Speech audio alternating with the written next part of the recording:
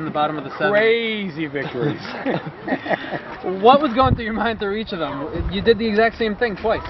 We tell our players all the time that the game's not over. There's no clock in our game. Okay, so as a result, you're going to have 2 outs, you can have an 0-2 count on a hitter, and the hitter can get a base hit. And then you get a little fire going, and then somebody comes and throws some gasoline on it. Somebody comes along and throws some dynamite on it. And that's what this game is all about. Okay, we can't foul somebody, put them at the foul line. Okay, we have to get somebody out. Pitchers have to make pitches under pressure. Hitters have to hit under pressure. And like I just told them, until you experience what we did today, coaches can talk about it, but you actually have to experience it in order to say, hey, coach has been telling us that we're this good all year long, and now we just finally experienced it. So it's a great confidence builder for us right now. Just talk about the play of Taylor Perrone overall. She pitched all of game 1. She had to come in game 2. Just talk about her stamina and just like how composed she was. Composed, great word. Okay, she competes every single pitch. She competes, and she'll make a bad pitch, and then she'll come right back for the next 3 pitches and make great pitches. She competes, and I think that's the key to her. And the other key is that she continually keeps the hitters off balance. And hitters hate to have their timing disrupted, and Taylor Perrone does a tremendous job in disrupting their timing. Coach, you had a few opportunities in game 1. You finally capitalized in the 7th, so we counted it in the end. But were you a little bit concerned with the way your team couldn't drive in those runs in the previous game 1? You know, that's been our MO. You know, bases loaded with first and second inning, and second and third, and number 3 hitter up, 4 hitter up, good hitters up, and that's part of what we've been struggling with all year long. We're leading this conference in hitting, we're leading this conference in on-base percentage, and we're last in runs scored. And you can see that early on, and then finally we got some breaks toward the end. So hopefully we can build upon what we did in the 7th inning and go from there.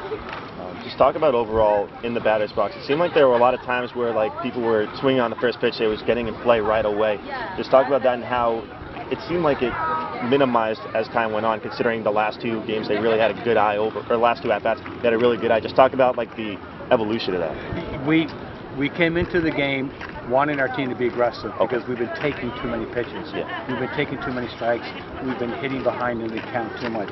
So we told our players, you've got to come out and hit early in the count. And they did that. And then they got to look at the pitcher as the game progressed. And once you get a look at it, you can start to identify a few things. You can start to look at the pitches that you want to hit. The first lefty clicker really threw a great, tilt with their drop, and we were chasing it early, and it was down low. So we made the adjustment of getting something that was up in the zone.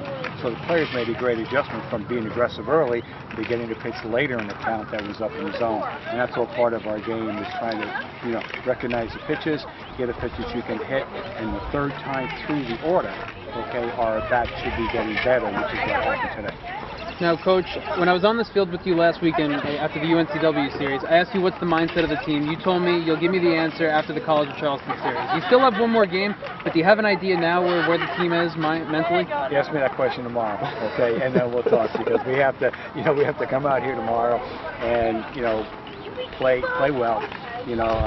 We made some really questionable defensive plays today, which I'm a little concerned about, which is uncharacteristic of a Hofstra softball team.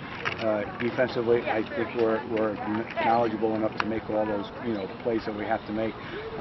So I want the perfect game tomorrow. Okay, I want to have great defense. I want to have the good pitching that we've been getting all year long, and I want to get the timely hitting. And if we get all that tomorrow, then you can ask me the mindset.